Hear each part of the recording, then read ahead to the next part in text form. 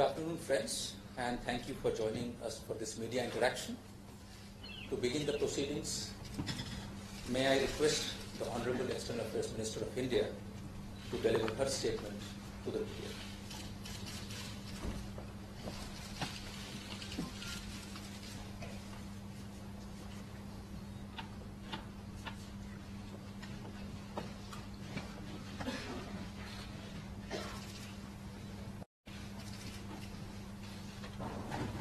विदेश मंत्री टिलरसन और मीडिया के लिए विदेश मंत्री टिलरसन की विदेश मंत्री के तौर पर ये पहली भारत यात्रा है। मैं भारत सरकार तथा भारत के लोगों की तरफ से और अपनी तरफ से उनका बहुत बहुत स्वागत करती हूँ। मित्रों, ये दौरा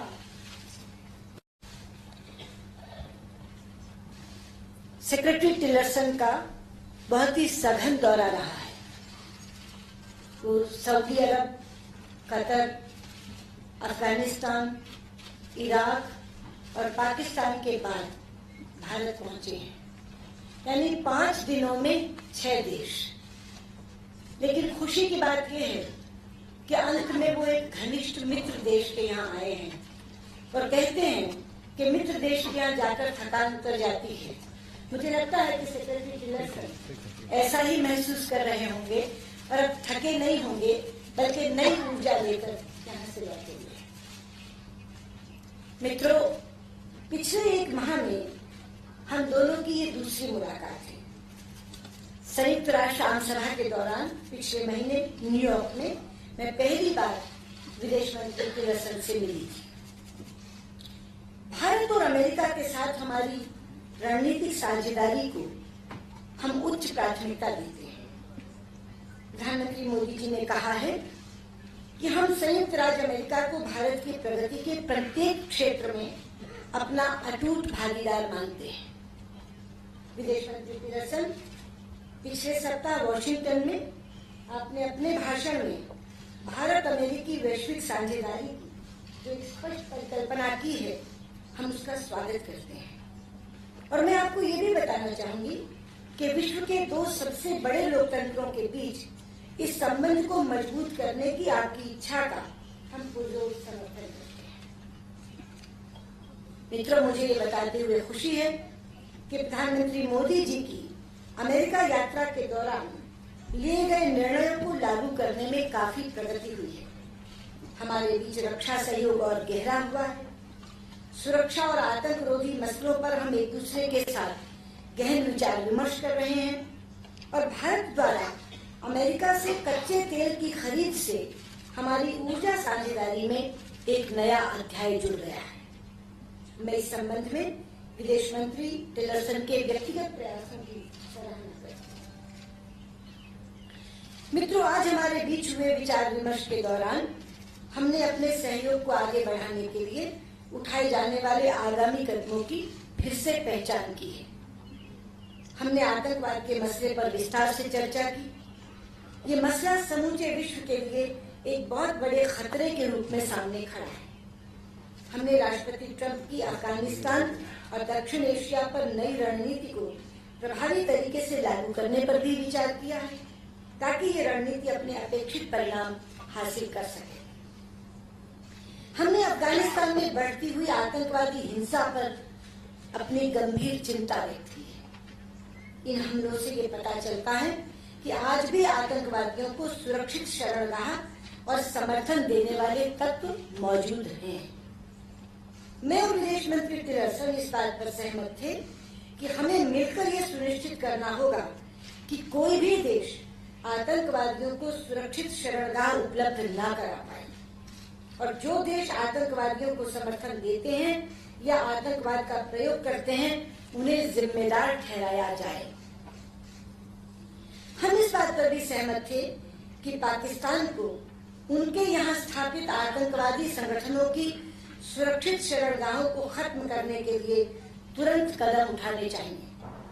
हमारा ऐसा विश्वास है कि राष्ट्रपति ट्रंप की नई रणनीति तभी सफल हो सकती है जब पाकिस्तान बिना किसी भेदभाव के सभी आतंकवादी संगठनों के खिलाफ प्रभावी कार्यवाही करे। भारत अफगानिस्तान की सरकार और अमेरिका सहित अंतर्राष्ट्रीय समुदाय के साथ मिलकर एक सुरक्षित, स्थायी, प्रगतिशील, शांतिपूर्ण और लोकतांत्रिक अफगानिस्तान के लिए प्रतिबद्ध है। हमने शीघ्र ही भारत अमेरिका अफगानिस्तान त्रिपक्षीय बैठक के आयोजन पर भी अपनी सहमति दे दी है। हमने घरेलू और अंतर्राष्ट्रीय आतंकवादी संगठनों या व्यक्तियों के संबंध में बनाए गए नए द्विपक्षीय तंत्र की पहली बैठक को भारत में दिसंबर में आयोजित करने का भी निर्णय लिया है। हमने भारत प्रशांत क्षेत्र यानी इंडो पैसिफिक में उत्पन्न सुरक्षा चुनौतियां और संपर्क मसलों पर भी चर्चा की। प्रधानमंत्री जी की यात्रा के दौरान दोनों देशों ने कुछ सिद्धांतों पर अपनी सहमति व्यक्त की थी, जो इस क्षेत्र में विशेषकर सार्वभौमिकता और सीमा के मामले में सत्यनिष्ठा के सम्मान पर आधारित थे। हमने अंतर्राष्ट्रीय कानून के अंतर्गत फ्रीडम ऑफ नेविगेशन यानी स्वतंत्र नौवहन, ओवरफ्लाइट, अबाधित व्यापार के महत्व को भी दोहराया ताकि इंडो पैसिफिक क्षेत्र को स्वतंत्र और उन्नत बनाया जा सके। मैं और विदेश मंत्री टिलरसन इस बात पर सहमत थे कि हम एक दूसरे के साथ और अन्य सहयोगियों के साथ मिलकर इन सिद्धांतों के आधार पर आपसी सहयोग को बढ़ाने की दिशा में कार्य करेंगे। हमने 2+2 डायलॉग, इसकी उद्घाटन बैठक को शीघ्र आयोजित करने पर भी अपनी सहमति दी है। हम हमारी रक्षा कंपनियों के बीच औद्योगिक साझेदारी को बढ़ावा देने पर भी सहमत हुए हैं। हमारा ऐसा विश्वास है कि कानूनी ढांचे को लचीला बनाए जाने और भारत की अमेरिका के मुख्य रक्षा सहयोगी के रूप में पहचान पर बनी द्विपक्षीय सहमति को पूर्णतः लागू करने से हमारे बीच संयुक्त उत्पादन यानी को प्रोडक्शन और संयुक्त विकास यानी को डेवलपमेंट को आगे बढ़ाने में मदद मिलेगी। हम अमेरिकन प्रशासन द्वारा राष्ट्रपति ट्रंप के नेतृत्व में भारत को उच्च रक्षा तंत्र उपलब्ध कराने के उनके आशय की प्रशंसा करते हैं और इस क्षेत्र में आगे भी प्रगति की आशा रखते हैं। मित्रों, हमने हमारे बीच जीवंत आर्थिक साझेदारी पर भी चर्चा की और इस बात पर सहमत हुए कि हमारे बीच द्विपक्षीय आर्थिक सहयोग की अपार संभावनाओं को हासिल करने के लिए हमें मिलकर काम करना होगा। भारतीय अर्थव्यवस्था के टिकाऊ विकास से भारत अमेरिका आर्थिक संबंध में नए अवसर पैदा होंगे। हमारे मंत्रिमंडलीय सहयोगी अगले 2 दिनों में वॉशिंगटन में इस विषय पर गहन चर्चा करेंगे। मित्रों, भारत अमेरिका संबंधों के विकास में पारस्परिक लोक संपर्क ने महत्वपूर्ण भूमिका निभाई है। कुशल पेशेवरों द्वारा चलाई गई आपसी लाभप्रद डिजिटल साझेदारी से इसका पता चलता है। विदेश मंत्री टिलरसन ने सही कहा है कि कोई भी 2 देश इनोवेशन के इतने बेहतर ढंग से बढ़ावा नहीं दे सकते जितना भारत और अमेरिका ने बढ़ाया है। इस संबंध में भारतीय कुशल पेशेवर जो H-1B और L-1 वीजा के तहत अमेरिका गए हैं, उनके द्वारा अमेरिका की अर्थव्यवस्था में दिए जा रहे महत्वपूर्ण योगदान पर भी हमने चर्चा की है। टोटलाइजेशन के लंबे समय से लंबित मुद्दे के हल के लिए भी मैंने विदेश मंत्री टिलरसन से सहयोग मांगा है और ये चाहा है कि कुछ भी अमेरिका द्वारा ऐसा नहीं किया जाना चाहिए जिससे भारत के हितों को आघात लगे। इनोवेशन, उद्यमिता और आर्थिक सहयोग हमारे संबंधों का एक महत्वपूर्ण आधार रहे हैं।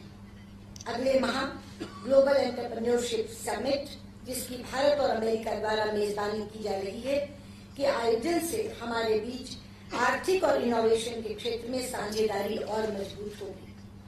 राष्ट्रपति ट्रंप की सलाहकार सुश्री इवांका ट्रंप के नेतृत्व में अमेरिकी प्रतिनिधिमंडल का स्वागत करने के लिए भी हम उत्सुक हैं। मित्रों, एक्सपोर्ट कंट्रोल रिजीम्स में भारत की सदस्यता पर अमेरिकी समर्थन के लिए भी मैंने विदेश मंत्री टिलरसन के प्रति धन्यवाद व्यक्त किया है और आज इस मंच से पुनः धन्यवाद व्यक्त करना चाहूंगी। विदेश मंत्री टिलरसन की इस यात्रा से हमें प्रधानमंत्री मोदी जी और राष्ट्रपति ट्रंप द्वारा तय किए गए भावी कार्यक्रमों को आगे बढ़ाने के लिए बहुत बहुत मदद मिली है। मैं अब विदेश मंत्री टिलरसन को उनकी टिप्पणी के लिए आमंत्रित करती हूँ। I invite secretary Tillerson for his comments. Thank you. Thank you, ma'am. धन्यवाद। May I now request our Honorable Secretary of State to deliver his statement to the media. Well, let me begin by thanking Prime Minister Modi and Minister Swaraj for their very warm welcome to India. It is a real pleasure to return to India, a vibrant democracy that shares so many values with the United States. India and the United States have had close relations now for more than 70 years, and we are natural allies, in the words of Prime Minister Modi. We are grateful for his friendship and his vision of a closer U.S.-India relationship, and a vision we certainly share. The United States supports India's emergence as a leading power and will continue to contribute to Indian capabilities to provide security throughout the region. In this regard, we are willing and able to provide India advanced technologies for its military modernization efforts.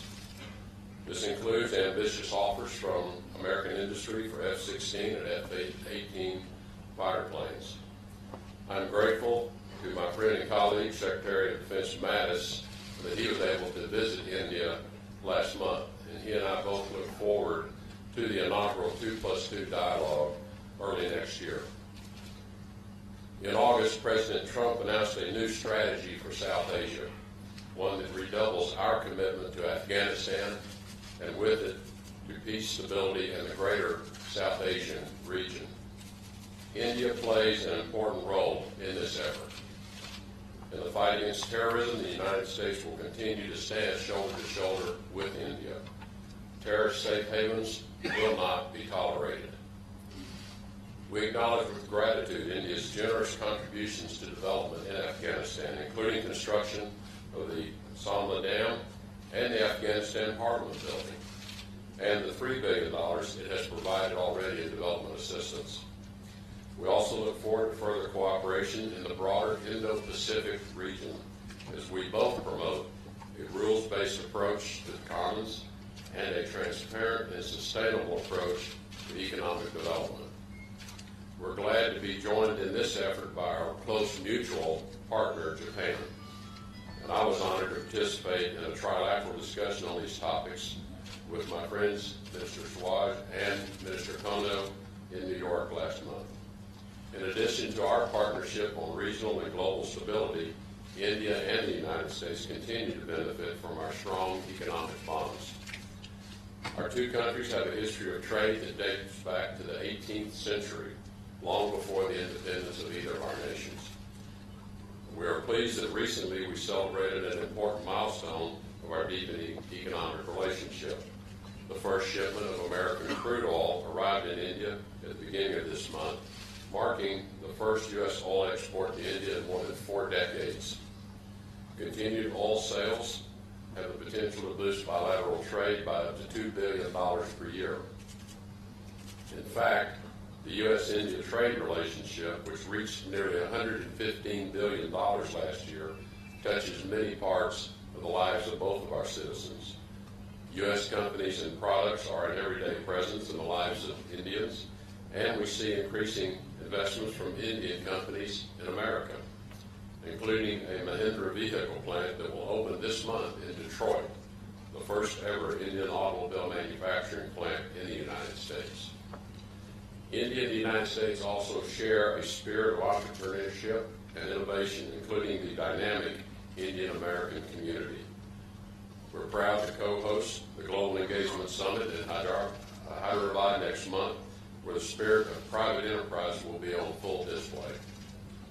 GES, the first ever to be hosted in South Asia, will be an important opportunity for India and the United States to showcase the entrepreneurship of our people, advance women's economic empowerment, and harness the power of young innovators in both of our countries. But at the core of our strong bond is our shared values. Our democracies were founded on a commitment to individual liberty and the rule of law. It's this foundation that underpins all that we work together on, from combating terrorism and safeguarding a rules-based Indo-Pacific region to increasing free and fair trade, even as we look for more areas of cooperation. As President Trump said during Prime Minister Modi's trip to the United States in June, and I quote, "The future of our partnership has never looked brighter. India and the United States will always be tied together in friendship and respect. We look forward to an even brighter future." Thank you very much, Excellency, for hosting me and for the very fruitful and useful dialogue we've had. Thank you. Thank you, sir. We have time for just two questions. One will be from the media accompanying the U.S. Secretary of State and another one from the Indian media. The first question goes to the accompanying media, which is with the U.S. Secretary of State.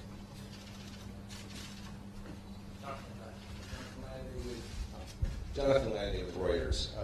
Madam External Affairs Minister, you say India fully shares Secretary Tillerson's vision for greatly expanding U.S.-Indian relations and for India to play a greater security role in the Indo-Pacific region. In that context, the Trump administration is pressing countries around the world to cut diplomatic and trade ties with North Korea, to strangle the hard currency flows that fund North Korea's nuclear weapons and ballistic missile programs. India and North Korea maintain embassies in each other's capitals, and bilateral trade in 2013 reportedly totaled more than $90 million, some $60 million of it Indian exports that include petroleum products critical to North Korea's military. Is India prepared to shut down trade with Pyongyang and close the embassies to demonstrate its readiness to expand its strategic partnership with the United States? Mr. Secretary, in 2016, India and Afghanistan signed an agreement for India to develop the southern Iranian port of Charbahar and build a railway line to southern Afghanistan, creating a trade corridor that would free Afghanistan from reliance on Pakistan's port of Karachi, to which India has no access. India is investing millions in the project, which will allow it to expand trade and assistance to Afghanistan, a key pillar of your administration's new South Asia policy. Yet the Trump administration also has embarked on a new strategy that takes a more aggressive stance towards Iran in order to blunt its expanding influence in the Middle East. Isn't there a major risk that the two U.S. strategies will clash in Charbahar, that Iran could put the brakes on that project, seriously undermining India's ability to fulfill the role envisioned for it in the Trump administration's plan for stabilizing Afghanistan? How do you prevent that from happening, given the serious tensions between the United States and Iran? Thank you. धन्यवाद। जो विषय आपने DPRK के बारे में उठाया है, मैंने और सेक्रेटरी टिलरसन ने इस पर खुल के चर्चा की, और वो जो दोनों बातें आपने कही हैं, एक ट्रेड रिडक्शन की और एक एम्बेसी बंद करने की, उन दोनों पर मैंने सेक्रेटरी टिलरसन को ये बताया कि जहां तक ट्रेड का संबंध है, हमारा और डीपीआरके का ट्रेड बहुत कम हो गया है, बहुत ही कम हो गया है। अगर मैं मिनिमल कहूं तो गलत नहीं होगा। और जहां तक एम्बेसी का सवाल है, हमारी एम्बेसी का साइज वहां बहुत छोटा है, लेकिन एम्बेसी है। और मैंने सेक्रेटरी टिलरसन से कहा कि आपके कुछ मित्र देशों की एम्बेसी वहां रहनी चाहिए, ताकि कम से कम कुछ चैनल्स ऑफ कम्युनिकेशन खुले रहें। बहुत बार आपको बात करने की आवश्यकता पड़ती है, आपसी संवाद से चीजों को निपटाने की आवश्यकता पड़ेगी, तो कम से कम एक देश की एम्बेसी तो ऐसी हो जिसे आप अपना मित्र देश कहते हैं। और मुझे लगता है कि उन्होंने मेरी इस बात को बहुत समझदारी से लिया है और अंडरस्टैंड किया है कि ये जो दोनों बातें हमने रखी है कि ट्रेड कम कर दिया और एम्बेसी का साइज छोटा है, लेकिन हमारी एम्बेसी वहां बनी रहनी चाहिए, इसको उन्होंने अप्रिशिएट किया है।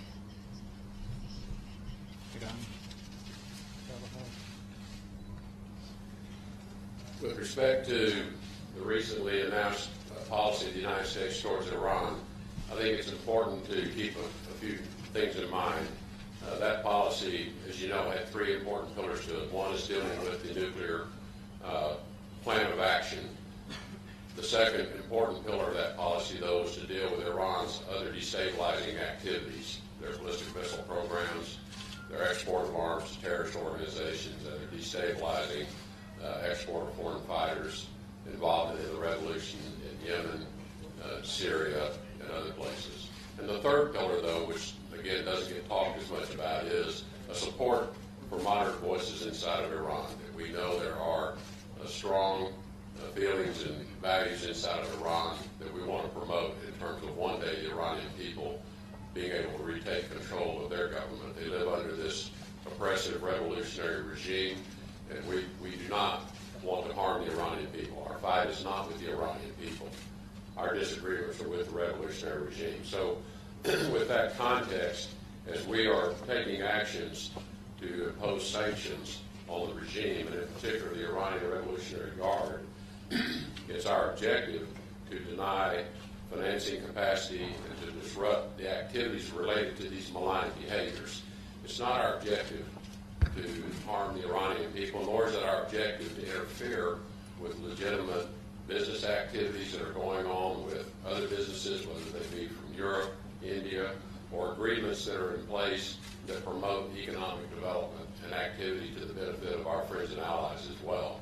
We think that there's no contradiction within that policy, and in fact, we're calling on some of these same counterparties to join us in imposing sanctions on Iran's activities, and in particular the activities of the Iranian Revolutionary Guard Corps and their subsidiaries, to punish them for the destabilizing activities that we see Iran carrying out in the region. So we don't see a contradiction there, and we have very open dialogue and discussions with all of our friends and allies around the policy to ensure it's well understood.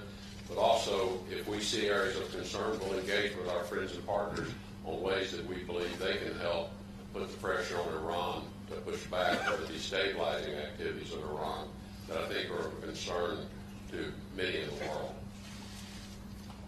Thank you, sir. Thank you, Matt. The second question goes to the Indian media. Ashish. Thank you, Abhishek. Good afternoon, Excellency. I'm Ashish from India TV. My question, Secretary, for you is that you just mentioned that safe havens of terror won't be tolerated. But we have seen off and on how Pakistan state has been harboring terrorists and supporting cross-border terrorism. So, and wherever the complicity is pointed out to them, sir, they very easily get away, giving some tactical condition or some false assurances. So, since you have just come from Pakistan to India, how do you look forward to deal with this issue, to solve this issue, which is very crucial to us? Ma'am आपसे भी सवाल करना चाहूँगा, आपने अभी जिक्र किया H-1B visa issue को लेकर के, क्या आप ये बता सकते हैं कि जब चर्चा हुई तो ये एक ऐसा इशू जो इतने प्रोफेशनल्स को इम्पैक्ट करने वाला है, इसको सॉल्व करने के लिए क्या स्टेप्स उठाए जा रहे हैं? Thank you.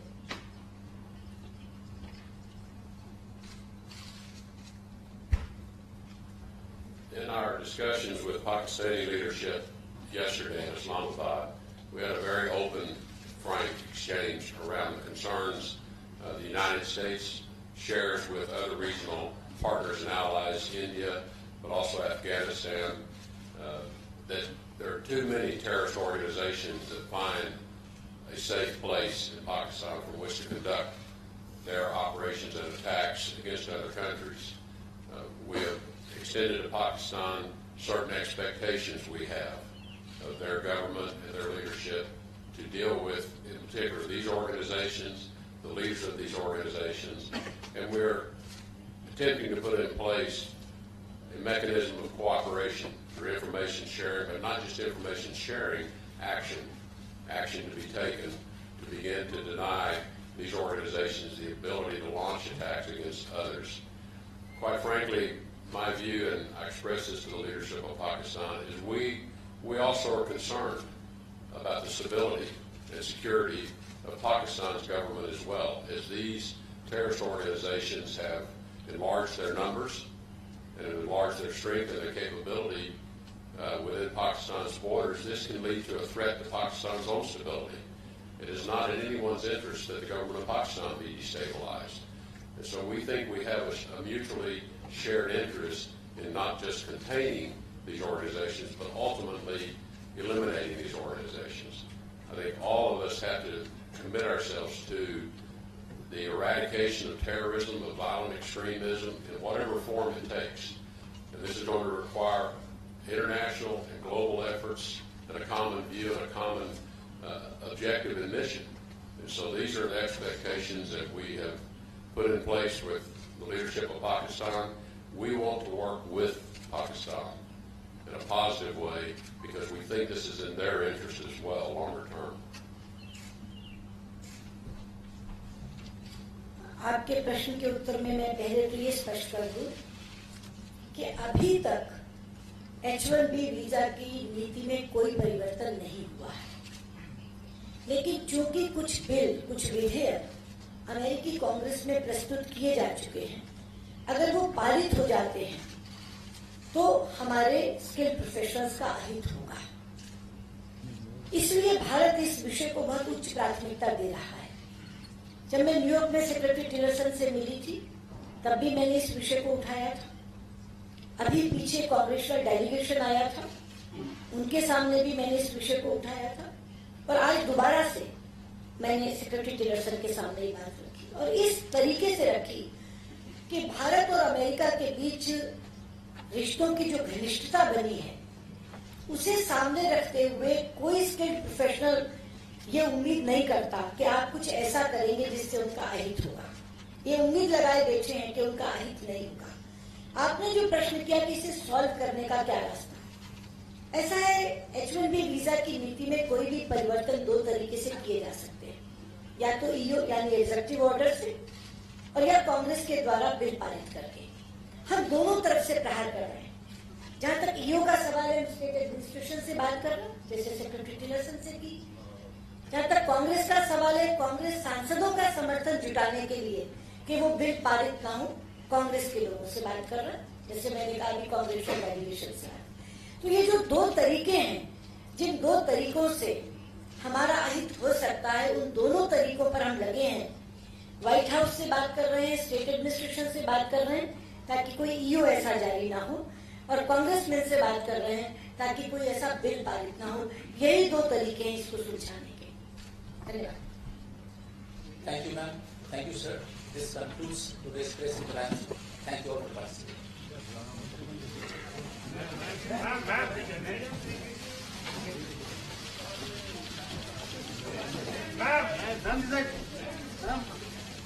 Yeah.